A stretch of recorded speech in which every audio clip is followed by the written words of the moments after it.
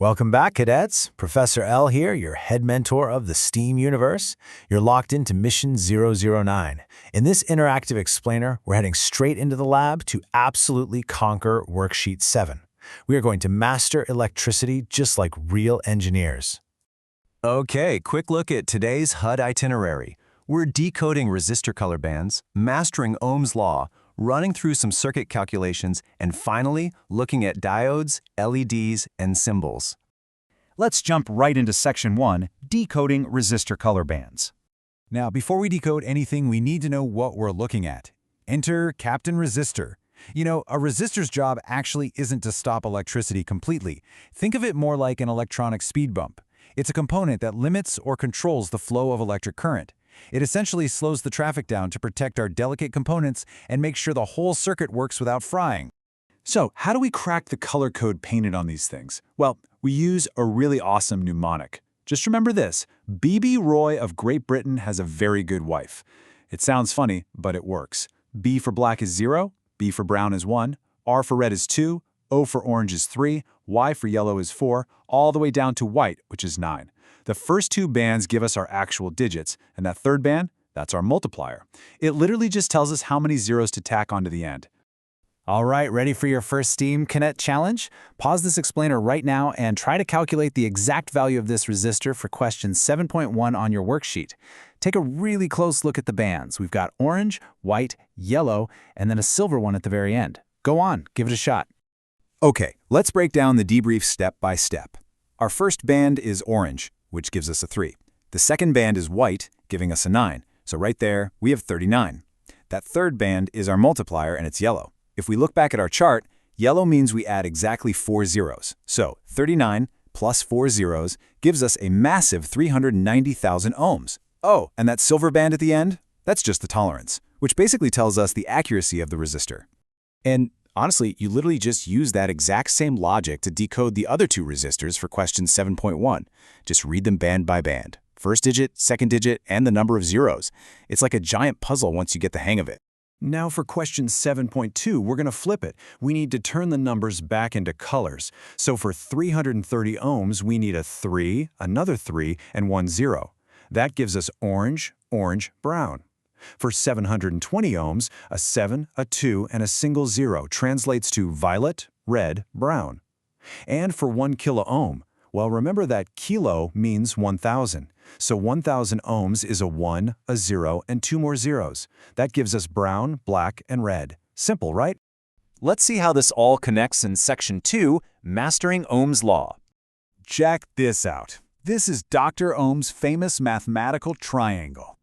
We use this holographic tool all the time in the STEAM universe because it makes calculating the relationship between voltage, current, and resistance so incredibly easy. Just remember, voltage is the push, current is the flow, and resistance is what slows it all down.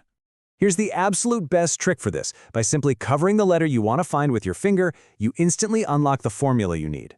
Want to find voltage, or V? Cover it up, and you see I next to R. So V equals I times R. Need current, or I? Cover it, and it's V over R. So I equals V divided by R, and for resistance, R, it's V divided by I. Keep those three formulas locked in your memory. Gear up, cadets, because it is time to put those formulas to work in Section 3, Solving Circuit Calculations. Here's question 7.3. Go ahead and pause the explainer again for another challenge. Let's see if you can calculate the voltage supply for this circuit before I walk you through the solution. You've got a current of 2.5 amps and a resistance of 4 ohms. All right, let's solve this together. Rule number 1, always start by writing down the formula. We need voltage, so V equals I times R. Step 2, we substitute our values. V equals 2.5 amps multiplied by 4 ohms. Step 3, calculate. 2.5 times 4 gives us exactly 10 volts. Outstanding work if you got that right. Now take a look at question 7.5. This is actually a pretty cool scenario. We're comparing two setups. First, a 6-volt battery pushes a 2-amp current through a 3-ohm resistor. If we swap that battery for a 9-volt one, but keep the resistance at 3 ohms, the current becomes 9 divided by 3, which is 3 amps. This perfectly proves a direct proportion. As long as resistance stays constant, more voltage pushing will always mean more current flowing. Okay, here's your mission debrief for the rest of those calculations. Let's tackle them one by one. For question 7.6, finding resistance with 220 volts and 0.5 amps gives us 440 ohms. For 7.7, current is voltage over resistance, so 220 divided by 550 gives us 0.4 amps. And for 7.8, watch out, this one is definitely a trap. You have to convert 30 milliamps to standard amps first by dividing by 1,000. So 0.03 amps multiplied by 96 ohms gives you 2.88 volts, which means no, the voltage will absolutely not be 3.6 volts. And that brings us to our final sector, Section 4, diodes, LEDs, and symbols. I want to introduce you to Lily LED. She's a type of diode, which basically means she's very strict. She only lets electricity travel in one direction. For question 7.11, you need to know how to connect her properly. You figure out the correct polarity just by looking at her legs. The long leg is the anode, which always connects to the positive side. The short leg is the cathode, and that goes to the negative side. Also, a pro tip, look for the tiny flat edge on the plastic bulb itself. That also marks the negative side. You know, because they are so insanely energy efficient, long-lasting, and super bright, LEDs are literally everywhere. For question 7.10, just think outside your classroom. You've got LEDs acting as indicator lights on your TV remote, keeping you safe on your bicycle lights, making fairy lights twinkle, and they're even what illuminates your smartwatches and those glowing exit signs. Okay, finally, for questions 7.12 and 7.13, you absolutely need to commit these two standard circuit symbols to your memory banks. First up is the thermistor. This is a special resistor whose resistance changes based on temperature. You can spot it by that little hockey stick shape slicing right through the box.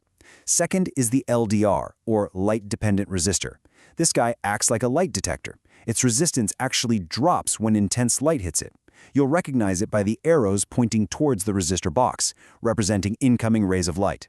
And with that, mission accomplished. Huge congratulations on mastering the math and the foundational basics of electrical engineering, cadets. You've successfully decoded resistors, conquered Dr. Ohm's triangle, and leveled up your component knowledge. But here's a thought to leave you with.